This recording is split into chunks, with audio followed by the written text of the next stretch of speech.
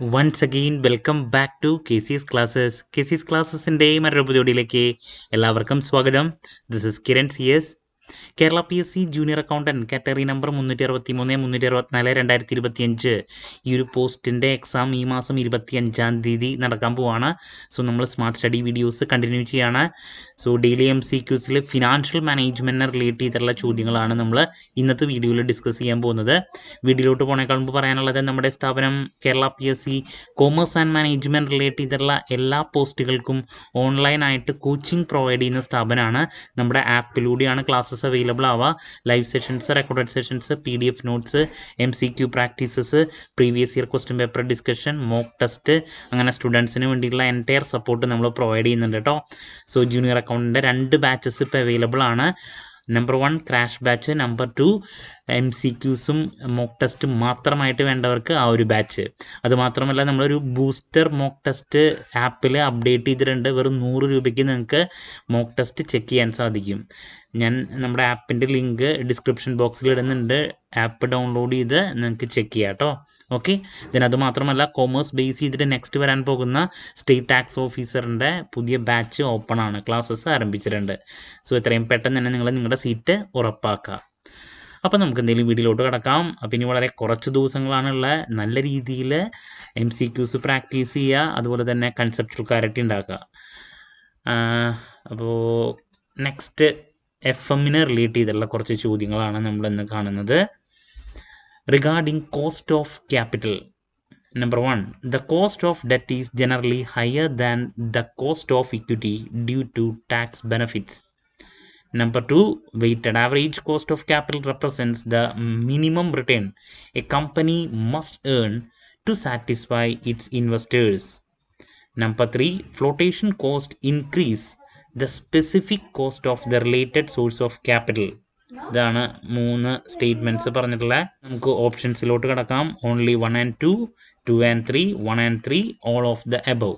നോക്കാം നമുക്ക്. ആദ്യത്തെ പറഞ്ഞിരിക്കുന്നത് എന്താ? Cost of debt is generally higher than the cost of equity due to tax benefits. തെറ്റല്ലേ അത് വരുന്നത്? കോസ്റ്റ് ഓഫ് ഡെറ്റ് അല്ലേ ചീപ്പസ്റ്റ് വൺ. ഡെറ്റ് എപ്പോഴും ചീപ്പസ്റ്റ് ആണ് comparing with cost of equity. So അതുകൊണ്ട് തന്നെ ആദ്യത്തെ സ്റ്റേറ്റ്മെൻറ്റ് തെറ്റാണ് അല്ലേ. കടം മേടിച്ച് ബിസിനസ് ചെയ്യുമ്പോഴാണ് നമുക്ക് അവിടെ കൂടുതൽ ബെനഫിറ്റ് ലഭിക്കുക. Because comparing with cost of equity കുറച്ചും കൂടി ചീപ്പസ്റ്റ് സോഴ്സാണ്, ക്യാപിറ്റൽ സോഴ്സാണ് ഈ പറയുന്നത് ഡെറ്റ്.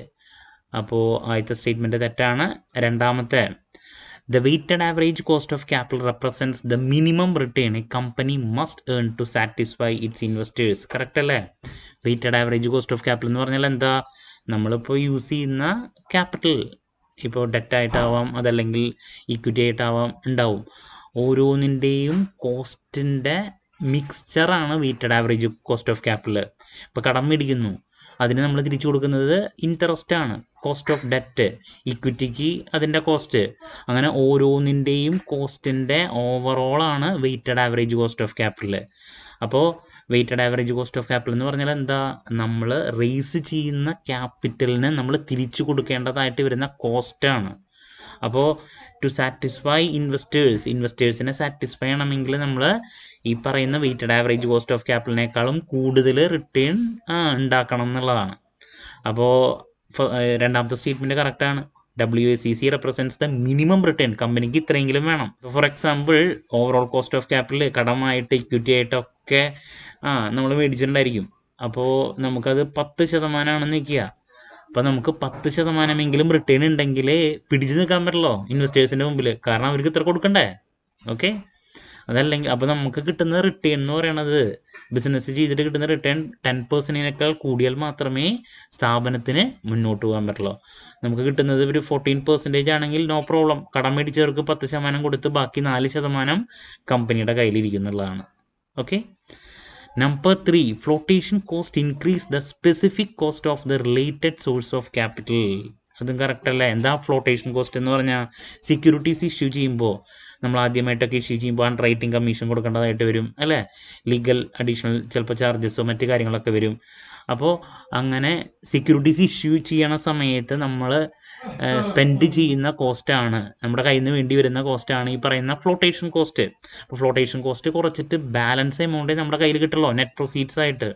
സോ ഫ്ലോട്ടേഷൻ കോസ്റ്റ് കൂടുമ്പോൾ നമ്മുടെ ഈ പറയുന്ന സ്പെസിഫിക് കോസ്റ്റ് ഓട്ടോമാറ്റിക്കലി കൂടും. കാരണം അത്രത്തോളം കുറവ് എമൗണ്ടേ നമ്മുടെ കയ്യിൽ കിട്ടുള്ളൂ നെറ്റ് പ്രൊസീഡ്സ് ആയിട്ട്. നെറ്റ് പ്രൊസീഡ്സ് എന്ന് പറഞ്ഞാൽ എന്താ, നമ്മുടെ കയ്യിൽ കിട്ടുള്ളൂ ഈ എമൗണ്ട് നമ്മുടെ കയ്യിൽ നിന്ന് പോകുന്നുള്ളതാണ്.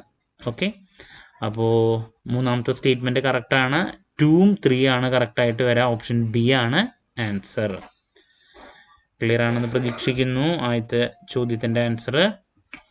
Number 2 related with capital structure theories ആണ്. സ്റ്റേറ്റ്മെൻറ്റ് ഇതാണ്: under the net income approach the value of the firm increases as the debt to equity ratio increases. Number 2, Mozzolani-Miller hypothesis without taxes suggests that capital structure is irrelevant to firm value. Number 3, net operating income approach suggests that weighted average cost of capital remains constant regardless of leverage. Only 1 and 2, 2 and 3, all of the above. നോക്കാം നമുക്ക് capital structure തിയറിയുടെ കൺസെപ്റ്റാണ്. അതിൽ ആദ്യം പറയണം നോക്കിയേ, under net income approach the value of the firm increases as the debt to equity ratio increases. debt to equity ratio increase ചെയ്യുന്നത് കൊണ്ട് തന്നെ value of the firm കൂടുമെന്നാണ് നെറ്റ് ഇൻകം അപ്രോച്ചിൽ പറയുന്നത്. കറക്റ്റ് അല്ലേ? നെറ്റ് ഇൻകം അപ്രോച്ചിൻ്റെ concept എന്താണ്? Debt കൂടുതൽ യൂസ് ചെയ്യുമ്പോൾ, ഡെറ്റ് എന്ന് പറയുന്നത് ചീപ്പസ്റ്റ് സോഴ്സ് ഓഫ് സെക്യൂരിറ്റിയാണ്. സോ അതുകൊണ്ട് തന്നെ ഡെറ്റ് കൂടുതൽ യൂസ് ചെയ്യുമ്പോൾ weighted average cost of capital കുറയും.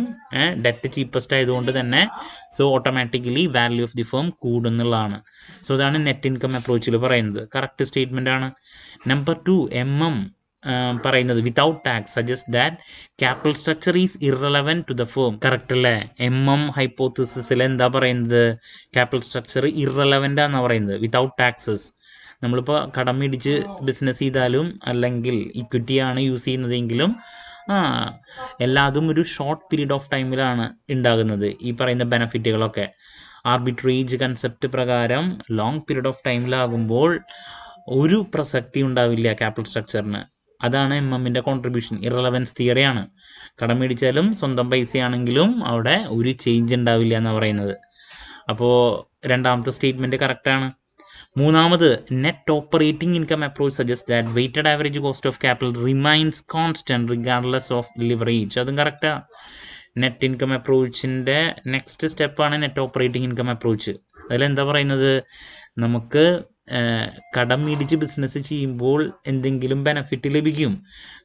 ഈ പറയുന്ന കോസ്റ്റ് ഓഫ് ഡെറ്റ് ചീപ്പസ്റ്റ് ആയതുകൊണ്ട് തന്നെ നമുക്ക് ബെനഫിറ്റ് ലഭിക്കും. ആദ്യം കടം മേടിച്ച് ചെയ്യുമ്പോൾ weighted average cost of capital കുറയും എന്നുള്ളതാണ്. ബട്ട് കുറച്ച് കഴിയുമ്പോൾ എന്തുണ്ടാവുക? റിസ്ക് കൂടാണ് ബിസിനസ്സിന്. കടം കൂടുതൽ വെച്ച് ബിസിനസ് ചെയ്യുന്നതുകൊണ്ട് ഓട്ടോമാറ്റിക്കലി കോസ്റ്റ് ഓഫ് ഇക്വിറ്റി അവിടെ കൂടും. സോ നമുക്ക് കോസ്റ്റ് ഓഫ് ഡെറ്റിൽ നിന്ന് കിട്ടിയിട്ടുള്ള ബെനഫിറ്റ് കോസ്റ്റ് ഓഫ് ഇക്വിറ്റി കൂടുന്നതിലൂടെ ഓഫ് സെറ്റ് ചെയ്ത് പോകുന്നുള്ളതാണ്. അങ്ങനെ weighted average cost of capital എന്തായിട്ട് മാറും? കോൺസ്റ്റൻ്റ് ആയിട്ട് മാറും. നമുക്ക് കിട്ടിയിട്ടുള്ള ആ ലിവറേജ് ഇല്ലാണ്ടാവും. അതാണ് നെറ്റ് ഓപ്പറേറ്റിംഗ് ഇൻകം അപ്രോച്ചിൽ പറയുന്നത്. കറക്റ്റാണ്. അപ്പോൾ 3 സ്റ്റേറ്റ്മെൻറ്റ്സും കറക്റ്റാണ്. ഓപ്ഷൻ ഡി ആണ് ആൻസർ വരാം. ഓക്കെ, അപ്പോൾ ദാറ്റ്സ് അബൌട്ട് ക്യാപിറ്റൽ സ്ട്രക്ചറിൻ്റെ 3 സ്റ്റേറ്റ്മെൻറ്റ്സിനെ റിലേറ്റ് ചെയ്തുള്ള കറക്റ്റ് എക്സ്പ്ലനേഷൻ ഞാൻ നൽകിയിട്ടുണ്ട്. ക്ലാരിറ്റി കിട്ടിയെന്ന് പ്രതീക്ഷിക്കുന്നു. നമുക്ക് അടുത്ത ക്വസ്റ്റ്യനിലോട്ട് കിടക്കാം. വർക്കിംഗ് ക്യാപിറ്റൽ മാനേജ്മെൻറ്റിനെ റിലേറ്റ് ചെയ്തുള്ളൊരു ചോദ്യമാണ് കേട്ടോ. Number 1, net working capital is defined as current asset minus current liabilities. Number 2, a conservative policy involves financing all current assets with long-term funds. Number 3, negative working capital always indicates that a company is nearing bankruptcy. ഇതാണ് 3 statements പറഞ്ഞിട്ടുള്ള options. Number 1, only 1 and 2, 2 and 3, all of the above. നോക്കാം നമുക്ക്. Working capital മാനേജ്മെൻറ്റിൻ്റെ കൺസെപ്റ്റുകളാണ്. Number 1, net working capital is defined as current asset minus current liability. Correct അല്ലേ? Current asset minus current ലൈബിലിറ്റിനാണ് നമ്മൾ net working capital എന്ന് പറയും. First statement കറക്റ്റാണ്. Number 2, a conservative policy involves financing all current assets with long time funds. അത് തെറ്റാണ്. Conservative policy എന്ന് പറയുമ്പോൾ നമ്മൾ കറണ്ട് അസറ്റ്സിൽ പെർമനൻ്റ് ആയിട്ടുള്ള കറണ്ട് അസറ്റ്സ് നമ്മൾ ലോങ് ടൈം ഫണ്ടായിട്ട് നമ്മൾ എന്ത് ചെയ്യുന്നുണ്ട്, ഫിനാൻസ് ചെയ്യുന്നുണ്ട്. അത് കറക്റ്റാണ്. അല്ലാണ്ട് എല്ലാതും കോൺസർവേറ്റീവ് എന്ന് പറയുമ്പോൾ എല്ലാ കറണ്ട് അസറ്റ്സും ലോങ് ടൈം ഫണ്ട്സുമായിട്ട് ഫിനാൻസ് ചെയ്യുക എന്നുള്ളതല്ല മീൻ ചെയ്യുന്നത്. അവിടെ എന്താ ഉദ്ദേശിച്ചത്? അതുകൊണ്ടാണ് കോൺസർവേറ്റീവ് എന്ന് പറയുമ്പോൾ എന്താ, നമുക്ക് പെർമനൻ്റ് ആയിട്ടുള്ള കറണ്ട് അസറ്റ്സ് നമുക്ക് എന്ത് ചെയ്യാം, ലോങ് ടൈം ഫണ്ട്സായിട്ട് ഫിനാൻസ് ചെയ്യാൻ സാധിക്കും. അതാണ് അവർ ഉദ്ദേശിക്കുന്നത്. Okay. Then number 3, negative working capital always indicates that a company is nearing bankruptcy. അതും തെറ്റല്ലേ? ഇപ്പോൾ എല്ലാ കമ്പനീസിനും പോസിറ്റീവ് വർക്കിംഗ് ക്യാപിറ്റൽ ഉണ്ടാവണമെന്നില്ല. അപ്പോൾ നെഗറ്റീവ് വർക്കിംഗ് ക്യാപിറ്റൽ, ഇപ്പോൾ ഫാസ്റ്റ് മൂവിങ് കൺസ്യൂമർ ഗുഡ്സ് ഒക്കെ വിൽക്കുന്ന സൂപ്പർ മാർക്കറ്റുകൾ, അവർ കൂടുതൽ ഈ പറയുന്ന ക്രെഡിറ്റ് പീരീഡ് കൊടുക്കും അല്ലേ എല്ലാവർക്കും. അപ്പോൾ അവർക്ക് ഈ പറയുന്ന എമൗണ്ട് തിരിച്ച് കിട്ടണമെങ്കിൽ ടൈം എടുക്കും. സോ വർക്കിംഗ് ക്യാപിറ്റൽ അവരുടെ പലപ്പോഴും നെഗറ്റീവ് ആയിരിക്കും. എന്ന് വെച്ചിട്ട് ഇത് പൂട്ടാറായി എന്നല്ല അർത്ഥം. അത് ആ തരത്തിലുള്ള സ്ഥാപനങ്ങളുടെ ഒരു സ്റ്റൈലാണ്. So negative working capital means nearing bankruptcy എന്ന് പറയുന്നത് തെറ്റാണ്. ഓക്കെ. അപ്പോൾ മൂന്നാമത്തെ സ്റ്റേറ്റ്മെൻറ്റ് തെറ്റാണ്. 1 മാത്രമാണ് ഇവിടെ കറക്റ്റായിട്ട് വരുന്നത്. സോ ഓപ്ഷൻ എ ആണ് ആൻസർ കേട്ടോ. മൂവിങ് ടു ക്വസ്റ്റ്യൻ നമ്പർ 4, നാലാമത്തെ ക്വസ്റ്റ്യനിലോട്ട് നമുക്ക് കിടക്കാം.